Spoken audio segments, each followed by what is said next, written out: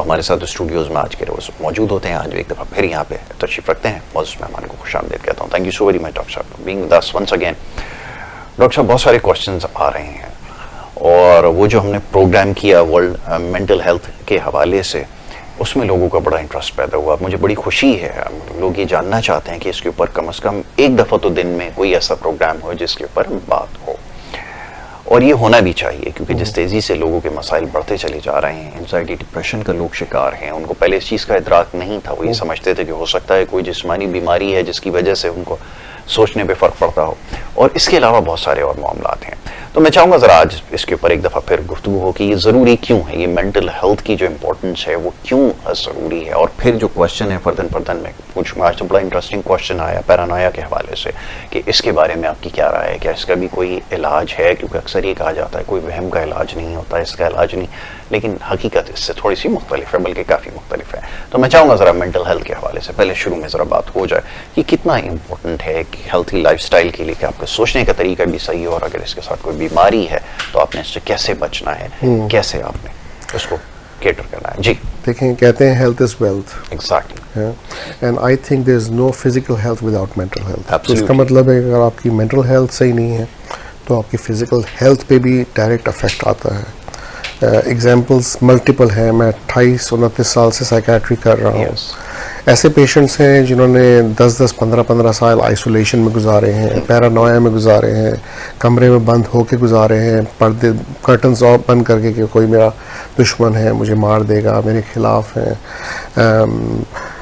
Healthy खानों को छोड़ के अनहेल्दी स्नैक्स और चीज़ें, वज़न बढ़ना, मोटापा, स्लीप डेप्रिवेशन, नींद का नहीं होना, anger issues, anxiety, severe anxiety, खौफ, इस तरह के इमोशंस जो होते हैं और इस तरह की नेगेटिव थॉट्स जो डिप्रेशन में ले जाती हैं, इंसान को बहुत ही डिस्ट्रेस करती है, परेशान करती है। और वो इंसान वही समझ सकता है जो उससे गुजर रहा हो। अच्छा, देखने में इंसान शायद आपको नॉर्मल लगेगा, लेकिन जब उससे गुजर रहा होता है ना, तो वो सही फैसले नहीं कर सकता, सही डिसीजंस नहीं ले सकता अपने काम के हवाले से, अपने रिलेशनशिप के हवाले से, रोज़मर्रा के डिसीजंस और बाकी इवन अपनी हेल्थ के हवाले से। तो जहाँ पर हम बात करते हैं कि जैसे डायबिटीज़ हमारी बढ़ती चली आ रही है, ब्लड प्रेशर कितना ज़्यादा कॉमन होते जा रहा है, लोग जो है ना गलत तरह की लाइफस्टाइल की तरफ जा रहे हैं, इसका बहुत बड़ा जो है जिम्मेदारी जिसकी है मेंटल हेल्थ के रिलेशनशिप से भी है। क्योंकि जब आप स्ट्रेस में होंगे तो होता ये है कि स्ट्रेस में बहुत तरह के गलत फैसले होते हैं। तो बात मेंटल हेल्थ डे की हो रही है, और इस दफ़ा का थीम जो था वो I think it was prioritising mental health at work place. तो इट्स अ डिफरेंट टॉपिक जो कि हम इस पर बात कर सकते हैं, लेकिन आपने जर्नल सवाल मेंटल हेल्थ के हवाले से पूछा है, तो मैं समझता हूँ कि लोगों को इस वक्त बहुत ज़्यादा एजुकेशन और अवेयरनेस की ज़रूरत है। जब वो समझेंगे कि ये जो असरात होते हैं दिमाग में वो किसके नताइज क्या होते हैं, तो फिर वो इलाज के लिए आएंगे। अनफॉर्चुनेटली अभी भी जब लोग आते हैं और अच्छे खासे पढ़े लिखे लोग, वो जो है ना समझते नहीं हैं। परसों मेरे पास एक पेशेंट आया था ना, आई थॉट के वो एडमिशन का केस था। रिसेप्शन पे लड़की जो है वो बहुत ही एजिटेटेड थी। एक अरोमाथेरेपी का हमने वो रखा हुआ थोड़ा सा कि खुशबू आए, उस धुएं को देख के परेशान हो रही थी, हॉस्पिटल से बाहर भागने की कोशिश कर रही थी। उसको पकड़ के फैमिली लेकर आई थी। बहुत इतनी ज़्यादा एजिटेटेड थी कि सर मार रही थी दीवार पे। जब मेरे कमरे में आई, लोगों ने पकड़ा हुआ था उसको। She was psychotic basically. अच्छा, उसकी ज़रूरत थी कि वो हॉस्पिटलाइज्ड हो, उसको ट्रीटमेंट की ज़रूरत है। वो मैंने जब उसको बात की और फैमिली को समझाया, कोशिश की, एंड में फैमिली ने कहा हमें लगता है इसके कुछ असरात भी है, let us think about it, we will come back. तो हो सकता है कि कुछ जादू वादू का मसला है, शायद हम घर बदल लें तो शायद ये ठीक हो जाए। तो मैंने कहा आप सोच लें, लेकिन आई एम वेरी श्योर कि इसको ज़रूरत है इलाज की। End of the day didn't come back yesterday, और आज मुझे ये पता था कि वो आएंगे कि नहीं आएंगे। लेकिन it's one of the example के लोग जो हैं वो फिर मदद लेने की जगह फिर ऐसी जगहों पे चले आते हैं जहाँ ये मामलात और ख़राब हो जाते हैं। और अनफॉर्चुनेटली ये ज़्यादा मसले हमारे मुल्क में हैं, क्योंकि मैंने वेस्ट में काम किया है, दूसरे मुल्कों में काम किया है, वहाँ अवेयरनेस बेहतर है यहाँ से। वहाँ लोग समझते हैं ज़्यादा नफ्सियात के इलाज की, कि उसको लोगों की इतनी ज़रूरत है। वहाँ छोटी प्रॉब्लम के लिए भी लोग साइकाइट्रिस्ट और साइकोलॉजिस्ट के पास जाते हैं। कि छोटे कॉन्फ्लिक्ट्स, छोटी परेशानियां, छोटे स्ट्रेस बाद में किस तरह बड़े होके रिलेशनशिप पे, काम पे और इंसान की डे टू डे लाइफ और हेल्थ पे कितने नेगेटिव असरात डाल सकते हैं। बिल्कुल ठीक है। तो ये बड़ा ज़रूरी है कि आप सबसे पहले तो डॉक्टर से रुजू करें, और दूसरा हमारे यहाँ हमारी सोसाइटी में भी कुछ देर पहले भी ये मौजूद ज़ेर बहस था कि सबसे बड़ा जो इशू है इस वक्त वो ये है कि जब भी अगर कोई इस किस्म का पेशेंट हमारे इर्द गिर्द होता है तो ये कहा जाता है जी ना कि इसके ऊपर कोई और मखलूक है जो इसके ऊपर हावी हो चुकी है, या शायद वो इससे ये सब कुछ करवा रही है। तो ऐसी कोई बात नहीं है। ज़्यादा बेहतर ये है कि डॉक्टर के पास आप जाएं, और ऐसे लातादाद केसेस हैं जिनके अंदर नतीजा यही निकला, और डॉक्टर साहब के पास तो बहुत सारे ऐसे केसेस आए होंगे जिनको ये कहा गया होगा या बड़े तवील अरसे से किसी तावीज़ की शक्ल में या किसी उसमें ट्रीटमेंट दिलवाई गई होगी, और इवेंचुअली फिर वो आके यहाँ पर वो ठीक हुए होंगे। ऐसा भी यकीनन हुआ होगा। डॉक्टर साहब कितने नंबर ऑफ केसेस आपको तो मेरे ख्याल में याद भी नहीं होगा हमारे यहाँ, लेकिन फिर भी लोग आखिर में सबसे आखिरी ऑप्शन जो होता है, जो हमेशा कहता हूँ जो सबसे पहला ऑप्शन होना चाहिए वो सबसे आखिरी ऑप्शन होता है। ये भी एक बड़ा प्रॉब्लम है। इसकी अभी करंट एग्जांपल है हॉस्पिटल में, और he is possibly ready for discharge in the next week or सो।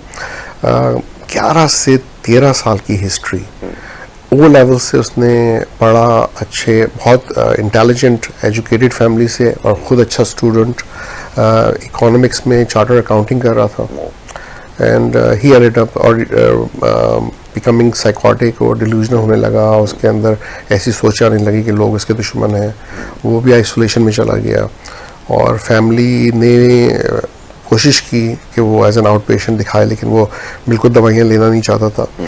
करते करते 11 साल गुजर गए। अब जो इस पॉइंट पे उसकी तबीयत इतनी बिगड़ गई थी कि वो एग्रेसिव हो गया, नेबर्स में जाके गालियाँ देने लगता था, गुस्सा करने लगता था, और फिर उसको एस्कॉर्ट करके लेके आया गया। पहली दफ़ा उसने प्रॉपर इनपेशेंट ट्रीटमेंट लिया, और उसको तकरीबन 6 हफ्ते हो गए हैं अभी। बट उसके सारे डिल्यूजन्स और जितने ही नफ्सियात के हवाले से साइकोटिक सिम्टम्स थे, हेलुसिनेशंस वगैरह, सब ठीक हो चुके हैं। जो ठीक होना रह गया थोड़ा बहुत, वो उसकी इंसाइट है कि वो थोड़ी बेहतर हो जाए, उसको समझ में आए कि हाँ दवाइयाँ लेना उसके लिए कितना ज़रूरी है। क्योंकि मुझे अब डर ये है कि ठीक तो वो हो गया है, जाने के बाद शायद वो दवाइयाँ बंद कर दे और फिर बिगड़ जाए। और ये भी एक बड़ा इशू है कि एक हद तक आप कंट्रोल कर सकते हैं इन पेशेंट को, जब वो दाखिल होते हैं, दवाइयाँ आप खिलाते हैं, वो ठीक भी हो जाते हैं, लेकिन रिलैप्सेस जो हैं, बिगड़ने का रिस्क काफ़ी हाई होता है। और ये समझाना बड़ा ज़रूरी होता है कि अगर उनको मेंटेन करनी है अपनी इम्प्रूवमेंट को या रिकवरी को, उसके लिए दवाइयाँ लेना बाद में बहुत ज़रूरी है। यानी पोस्ट ट्रीटमेंट भी उतना ही आपको विजिलेंट रहना पड़ता है, या आपको उतना ज़्यादा एक्टिव रहना पड़ेगा, ख़ासतौर पे फैमिली को, कि पेशेंट जो है वो मेडिसिन यूज़ करता रहे, या जो उसको प्रिस्क्राइब जो भी उसको चीज़ें बताई गई हैं उसके ऊपर अमल करता रहे। ये भी एक बड़ा चक्कर होता है कि वो फ़ौरन पोस्ट ट्रीटमेंट ये समझते हैं कि नाउ इज़ 100% फाइन, और वो कर दें। बहुत सारे ऐसे भी पेशेंट मुख्तलिफ बीमारियों के हवाले से वो डिस्चार्ज होकर जाते हैं, वापस से वही ईटिंग हैबिट्स और सब कुछ वैसे ही शुरू हो जाता है। इसका बड़ा ख्याल रखना ज़रूरी होता है। डॉक्टर साहब, वो जो क्वेश्चंस आ रहे हैं उसमें पैरानोया के हवाले से क्वेश्चन है कि क्या इसकी कोई ट्रीटमेंट हो सकती है, क्योंकि हमारे यहाँ तासुर ये दिया जाता है बहुत सारी बीमारियों में कि जी इसका इलाज मुमकिन नहीं है। अगर किसी के सोचने में फ़र्क है, कोई वहम का शिकार है, कोई हेलुसिनेशंस किसी को हो रही है, वो ठीक है जी। और ज़्यादातर ये कहा जाता है, अक्सर मैंने देखा है कि जी ये बचपन से ऐसा है, को इसको कोई ट्रीटमेंट की ज़रूरत नहीं है, शायद इसकी पर्सनालिटी में ही ऐसा कुछ है। बहुत सारे डिसऑर्डर्स होते हैं, कम उम्र से नज़र आना शुरू हो जाते हैं, लेकिन वो इतने क्रॉनिक हो जाते हैं, वो कहते हैं कि इसी के साथ बड़ा हुआ है। तो ये अनलेस कि ये हार्मफुल नहीं है किसी के लिए, तो बिल्कुल ठीक है जी। आप बताइए। देखिए, paranoia is can be part of many diagnosis psychiatry में। पहली बात ये है, and one of the diagnosis is schizophrenia. Generally अगर हम पैरानोया की बात करते हैं तो I can tell you that 93% of the cases, सिर्फ 700 में से ऐसे पेशेंट होंगे जो ठीक शायद ना हो दवाइयों से। 93% इज अ बिग फिगर, अच्छी परसेंटेज है। अच्छा, वो अलग बात है कि उन 93% में से 3 मजीद प्रोग्नोस्टिक ग्रुप्स हैं, और उसमें कुछ ऐसे हैं जो शायद एक दफ़ा दवाई लें 6 से 9 महीने या ज़्यादा से ज़्यादा साल तक, उसके बाद उनको दवाई लेने की ज़रूरत ना पड़े कभी भी ज़िंदगी में। दूसरा ग्रुप ऐसा है जो लॉन्ग टर्म लेता है 3 से 5 साल, उसके बाद ग्रेजुअली टैपर ऑफ करके बंद करते हैं दवाइयाँ, जो थोड़ा लंबे अरसे तक दवाई देनी पड़ती है। और एक ग्रुप ऐसा है जिसको लाइफ टाइम शायद दवाई लेने की ज़रूरत पड़ती है। लेकिन जब वो दवाई लेते हैं तो वो ठीक रहते हैं, उनके चांसेस ऑफ रिलैप्स ना होने के बराबर होते हैं और they can function reasonably well in society. वो जो काम कर रहे हैं वो करते रहते हैं। एक एग्जांपल मैं देना चाहूँगा कि when I was working in Australia, Melbourne में मैं काम करता था इन मरूंडा हॉस्पिटल।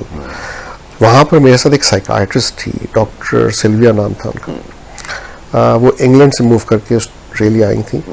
शुरू में मुझे नहीं पता था क्योंकि कॉन्फिडेंशियलिटी की वजह से बताया नहीं गया था दूसरे कोलीग्स को, लेकिन बाद में उन्होंने खुद मुझे बताया कि मुझे साइकोसिस हो गई थी, मैं पैरानॉइड हो गई थी and I lost my licence.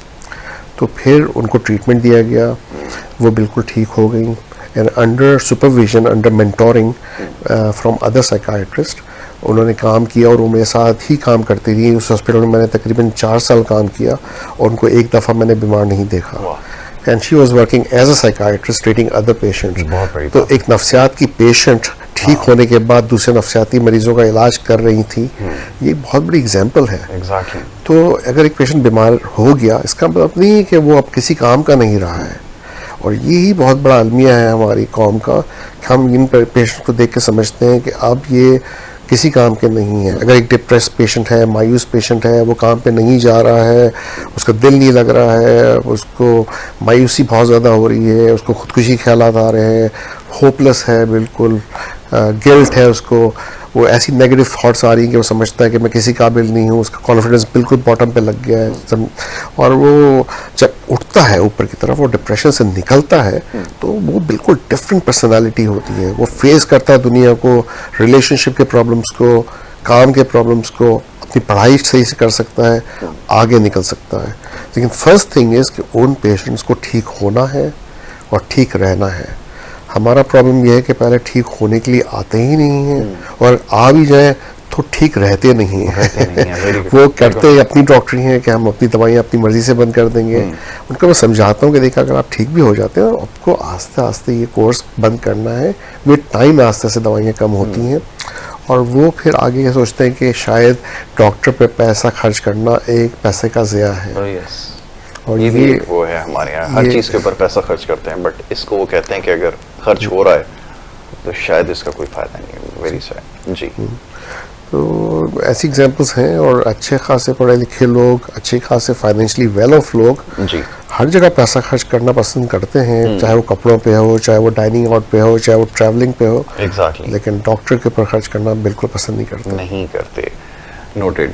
ये बड़ी ज़रूरी चीज़ है। आगे चल के ज़रा इसके ऊपर भी बात करूंगा क्योंकि बहुत सारे जो पेशेंट्स आते हैं, अब प्रॉब्लम ये होता है कि सबसे पहला क्वेश्चन ये किया जाता है, अक्सर मैं देखता हूँ ये कि डॉक्टर साहब कितना टाइम लगेगा हमें ठीक होने में, क्या एक सिटिंग के अंदर ये सारा मामला ठीक नहीं हो सकता? ये बड़ा इंटरेस्टिंग क्वेश्चन है, बड़ा मज़ा आता होगा फिर ऐसे लोगों को बताना। अब आप बताइए, आपने अब कहते हैं आप इतने एक्सपीरियंस हैं तो वाई नॉट एक सिंगल सिटिंग के अंदर आप मसला हल कर दें।